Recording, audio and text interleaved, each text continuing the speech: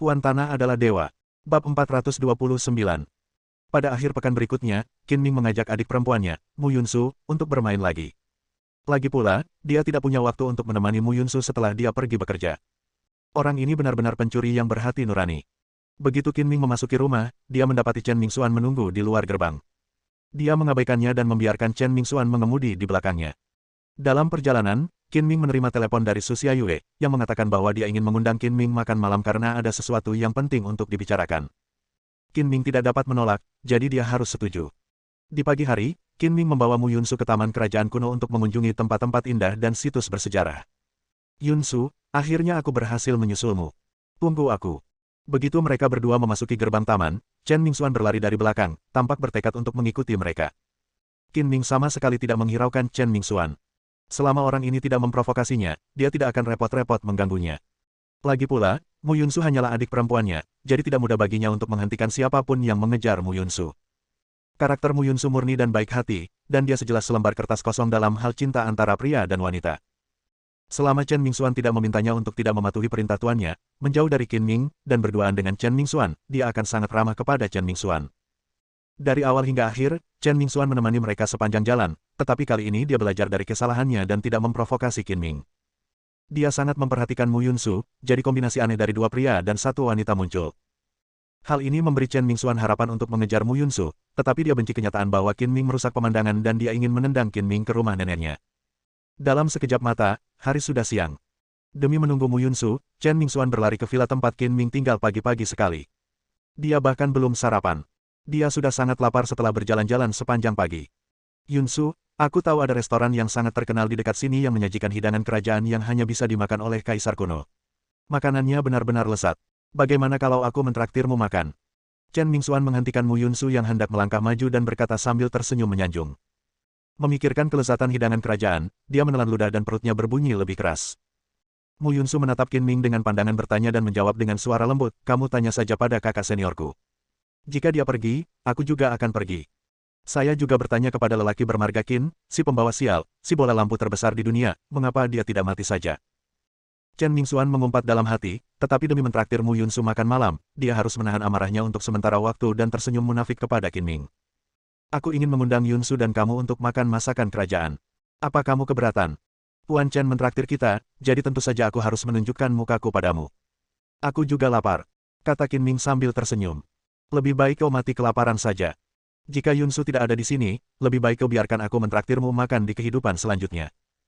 Chen Mingxuan mengumpat dalam hatinya lagi, menoleh ke arah Mu Yunsu dengan senyum menawan, dan dengan sopan memberi isyarat undangan. Silakan lewat sini. Aku akan mengantarmu ke sana. Aku jamin kau akan menyukai cita rasa masakan istana. Puan Chen, Anda sudah di sini. Kotaknya sudah siap. Silakan masuk. Manajer hotel menyambut mereka secara langsung dengan senyuman, dengan hormat dan sopan mengundang Chen Mingxuan dan dua orang lainnya ke hotel, dan bahkan mengantar mereka ke pintu kotak. Setelah duduk, Chen Mingxuan mengambil menu dan menyerahkannya kepada Mu Yunsu, sambil tersenyum berkata, Yunsu, lihat saja apa yang ingin kamu makan. Selama kamu menyukainya, kamu bisa memesannya. Aku tidak tahu mau makan apa, urus saja. Hidangan ini khusus untukmu, dan kamu adalah tamu terhormat. Menurut adat istiadat sejak zaman dahulu, tentu saja kamu adalah tamu terhormat yang memesan hidangan. Tidak masalah jika kamu tidak tahu harus makan apa. Pesan saja apapun yang kamu suka. Chen Mingxuan berusaha sekuat tenaga untuk membujuk. Menu disiapkan dengan sangat indah, dengan gambar di bawah setiap hidangan, yang membuat selera makan orang meningkat hanya dengan melihatnya. Aku benar-benar tidak tahu cara memesan makanan. Kakak senior, kamu bisa memesannya. Setelah datang ke kota Donghai, Mu Yunsu hanya pernah ke restoran beberapa kali dan tidak pernah memesan makanan. Dia tidak tahu hidangan mana yang lezat, jadi dia hanya melemparkan masalah yang membuat pusing ini ke Qin Ming.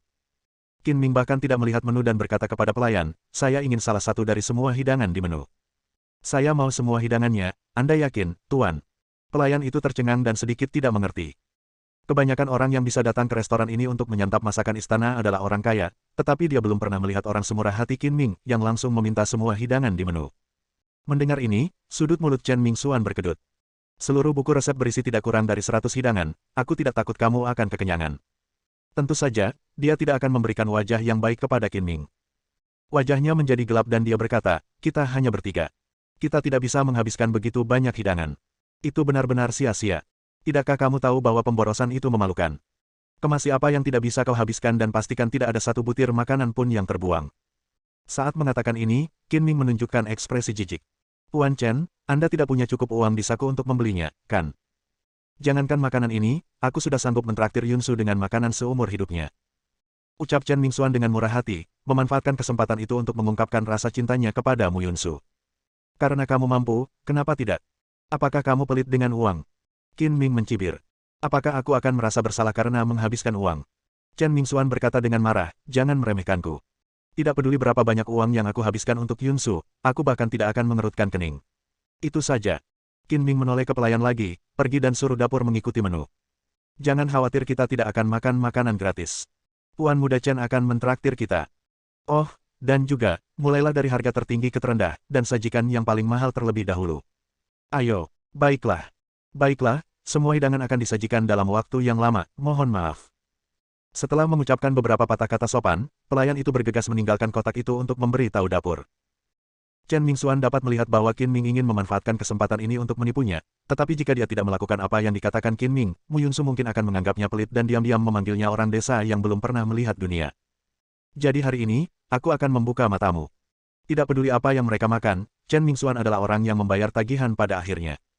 Tentu saja, bantuan ini tidak dapat diberikan kepada Qin Ming. Dia menahan sakit hatinya dan berkata kepada Mu Yunsu sambil tersenyum, aku memesan semua hidangan di menu. Kamu coba saja dan ingat mana yang enak. Lain kali aku mentraktirmu sendiri, kamu akan tahu hidangan mana yang harus dipesan. Ini juga hadiah tulusku kepadamu. Aku harap kamu mengerti. Jika kita memesan semua hidangan, itu akan terlalu banyak dan kita tidak akan bisa menghabiskannya. Mu Yunsu tidak mengerti arti dari bagian kedua dari kata-kata Chen Mingxuan.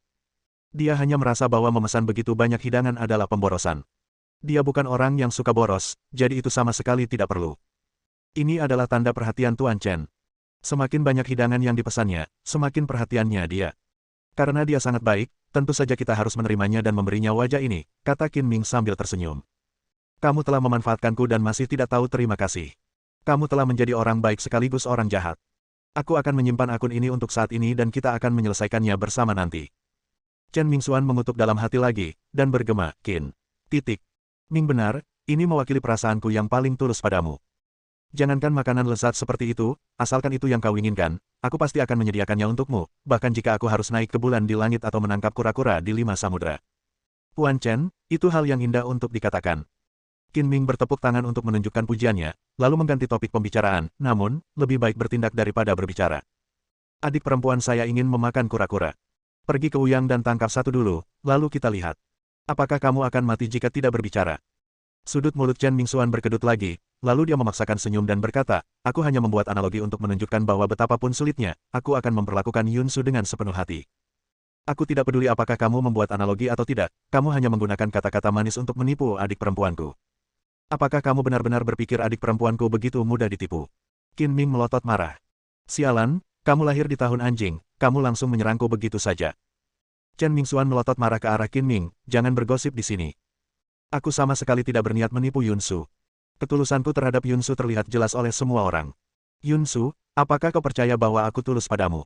Mu Yunsu mengangguk dan berkata dengan polos, aku yakin kamu tidak akan berbohong padaku.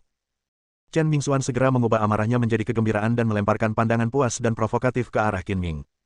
Kau sudah mendengarnya. Yunsu percaya padaku 100%. Apalagi yang ingin kau katakan? Adik perempuan, kamu baru saja turun gunung belum lama ini dan kamu belum mengerti betapa berbahayanya orang-orang di dunia ini. Ada orang yang mengatakan satu hal di depanmu dan hal lain di belakangmu.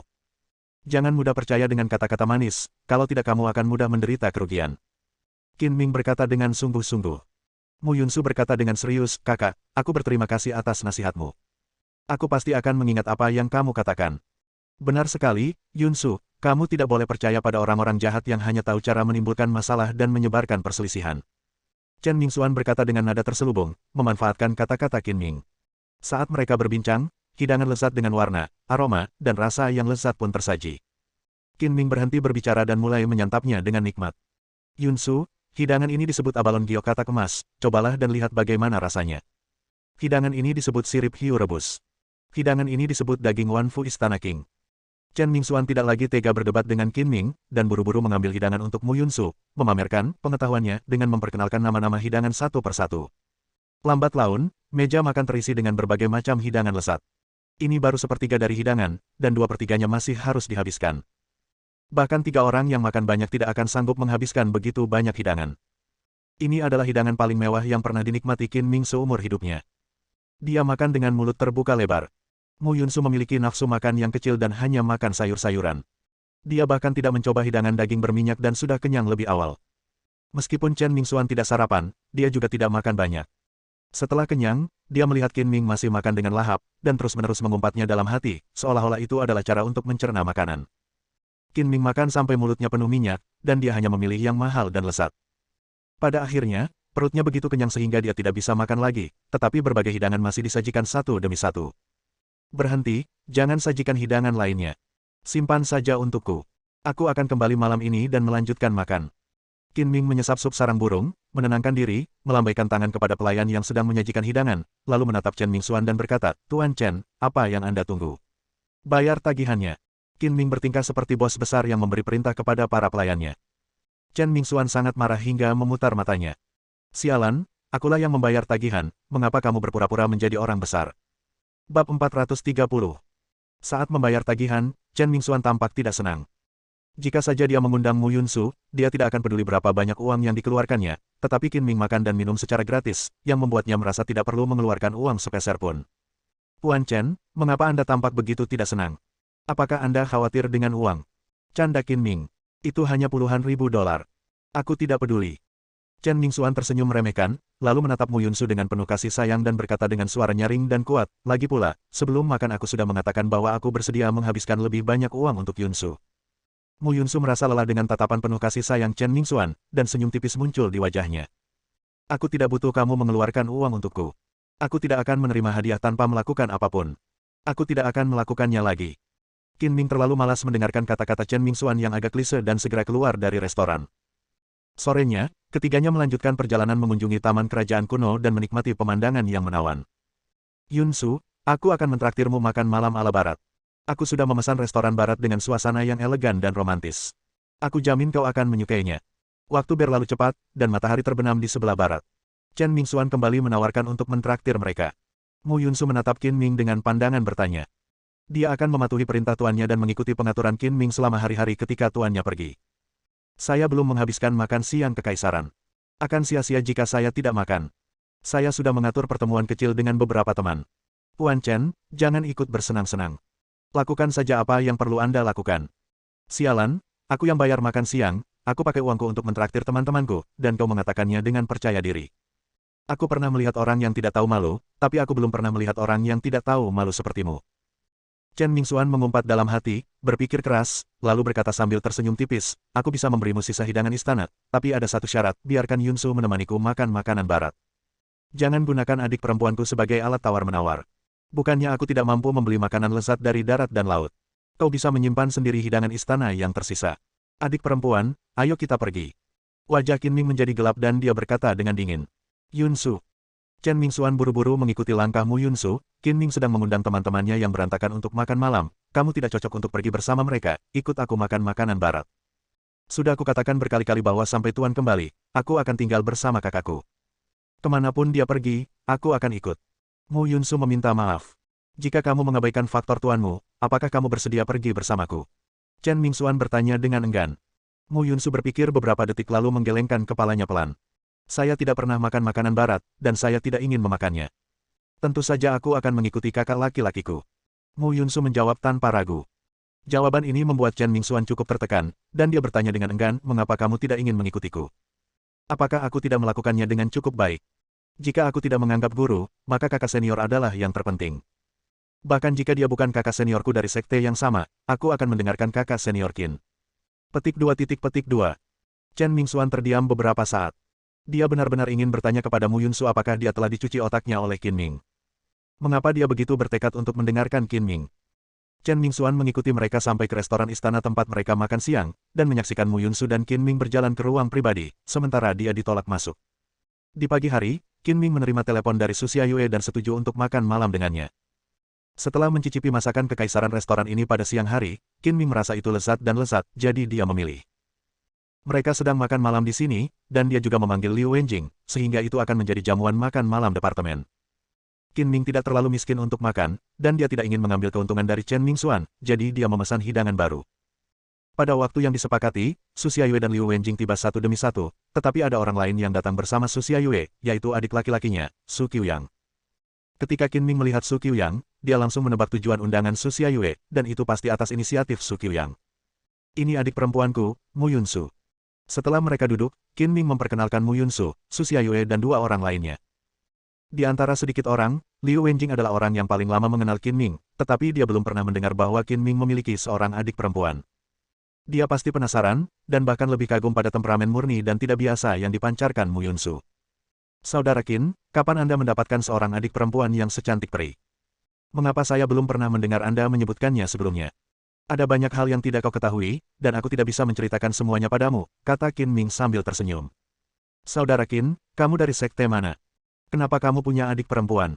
Su Xiaoyue bertanya dengan rasa ingin tahu. Su Xiaoyue dan Liu Wenjing sama-sama orang biasa. Tidak nyaman memberitahu mereka tentang sekte-sekte tersembunyi. Tidak ada manfaatnya mengenal mereka, jadi Qin Ming tidak mengatakan yang sebenarnya dan menyembunyikan sesuatu. Saya bukan dari sekte manapun. Saya belajar kungfu selama beberapa tahun ketika saya masih kecil. Guru saya dan guru Yunsu adalah kakak dan adik senior. Jadi Yunsu adalah adik perempuan saya. Jadi begitu. Su Xiaoyue dan Liu Wenjing tiba-tiba menyadari, Saudara Qin, Anda sangat ahli, saya pikir kungfu nonamu pasti juga hebat, kan? Aku jauh lebih rendah dari kakak laki-lakiku. Mu Yunsu memiliki kepribadian yang tenang. Ketika dia melihat Qin Ming menatapnya, dia sedikit membuka bibir merahnya dan tersenyum. Hanya sebuah senyuman yang memperlihatkan sikapnya yang menawan, yang membuat semua wanita cantik di harem tampak pucat jika dibandingkan. Saat mereka berbicara, makanan disajikan satu demi satu, dan Qin Ming mengundang semua orang untuk makan dan mengobrol. Ini adalah pertama kalinya Su Qiuyang duduk di meja yang sama dengan Qin Ming untuk makan.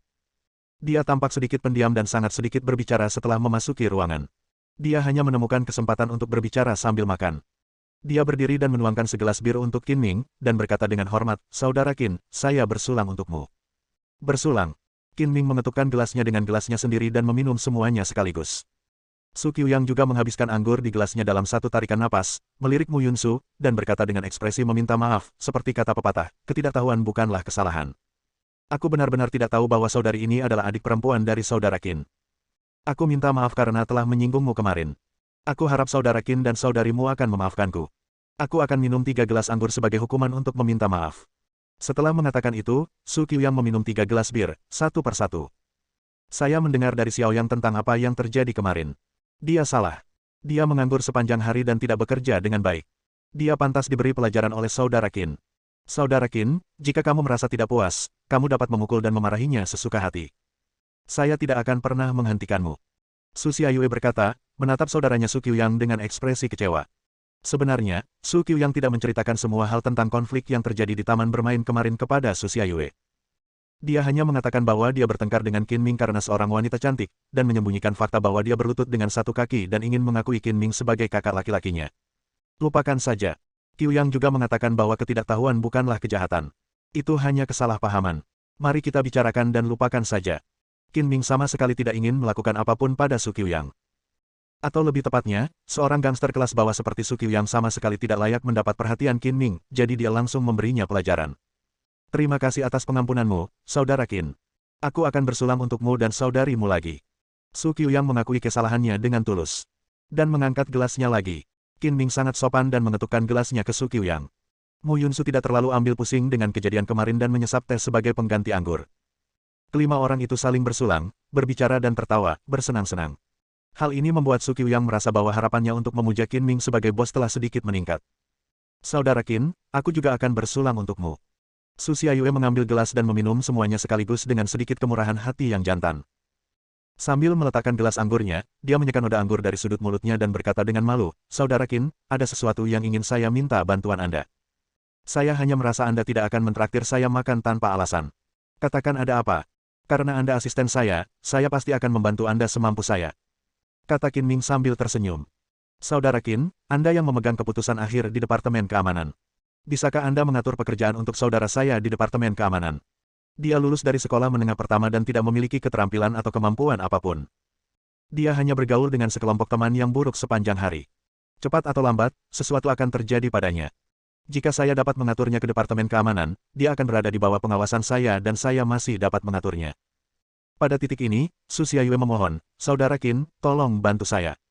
Saya akan bekerja lebih keras untuk menunjukkan rasa terima kasih saya. Kalau dipikir-pikir lagi, Su Xiaoyue bisa masuk ke Departemen Keamanan sebagai asisten berkat Qin Ming. Sekarang, dia datang untuk memohon bantuan Qin Ming karena kakaknya, yang membuatnya merasa sangat malu, tetapi dia harus mengatakannya. Menjadi satpam, aku tidak akan pergi. Tanpa menunggu Qin Ming menjawab atau tidak, Su Qiuyang dengan tegas menolak. Su Xiaoyue melotot ke arah Su Qiuyang dan memarahinya, diamlah. Apakah menurutmu ada orang yang bisa masuk ke Departemen Keamanan Grup Gu? Tanpa bantuan saudara Qin, mereka tidak akan pernah menerima orang sepertimu. Sudah sepantasnya kau tidak menerimanya. Aku bahkan tidak mau pergi. Begitu Su Qiuyang selesai berbicara, Su Xiaoyue menendangnya di bawah meja dan melotot padanya, kau harus pergi meskipun kau tidak mau. Kau harus mendengarkanku kali ini, sehingga kau tidak perlu bergaul dengan para perusuh di masyarakat lagi. Aku tidak akan pergi. Aku tidak akan pergi bahkan jika kau membunuhku. Jangan meminta bantuan kakak Qin. Su Qiuyang sama sekali tidak takut pada adiknya Su Xiaoyue, dan tidak ada seorang pun di rumah yang bisa mengendalikannya. Kenapa kamu begitu tidak patuh? Kalau kamu tidak mau jadi satpam, dan aku memintamu jadi presiden, apa kamu bisa melakukannya? Kata Su Xiaoyue dengan marah. Ngomong-ngomong, aku belum pernah mendengar tentangmu. Apapun yang kau katakan, aku hanya akan mengatakan satu hal, aku lebih baik mati daripada menjadi penjaga keamanan. Su Qiuyang berkata sambil membawa seekor babi mati yang tidak takut air mendidih. Su Xiaoyue sangat marah hingga dadanya naik turun. Dia benar-benar ingin mengambil piring di depannya dan membantingnya ke wajah saudara yang tidak berguna ini. Kalian berdua jangan bertengkar. Kita bisa bicarakan baik-baik. Tidak ada yang perlu diperdebatkan. Qin Ming bertindak sebagai pembawa damai dan membujuk Su Qiuyang. Dia menatap Su Qiuyang sambil tersenyum dan bertanya, karena kamu tidak ingin menjadi penjaga keamanan, kamu ingin jadi apa? Menjadi kakak laki-laki dalam sebuah geng, dengan sekelompok adik laki-laki mengikuti di belakang, betapa keren dan berkuasanya. Su Qiuyang berusia 19 tahun ini, yang merupakan usia pemberontak. Selain itu, ia putus sekolah lebih awal. Ia bergaul dengan sekelompok bajingan setiap hari dan bergabung dengan geng Xinglong. Ia bermimpi menjadi bos geng Xinglong suatu hari nanti. Cita-citamu sungguh luhur. Mendengar ini, Liu Wenjing berkata dengan nada sinis. Kau akan membuatku marah setengah mati. Kau masih bertingkah seperti seorang pemimpin geng. Apa kau tidak takut dibacok sampai mati? Su Xiaoyue memarahi dengan marah. Bagaimana seekor burung pipit bisa memahami ambisi seekor angsa? Aku tidak bisa menjelaskannya kepadamu dengan jelas. Su Qiuyang membalas. Kau masih mengerti bagaimana seekor burung pipit bisa memahami ambisi seekor angsa? Katakan padaku, mengapa kau ingin menjadi bos sebuah geng? Tanya Qin Ming sambil tersenyum. Bersambung.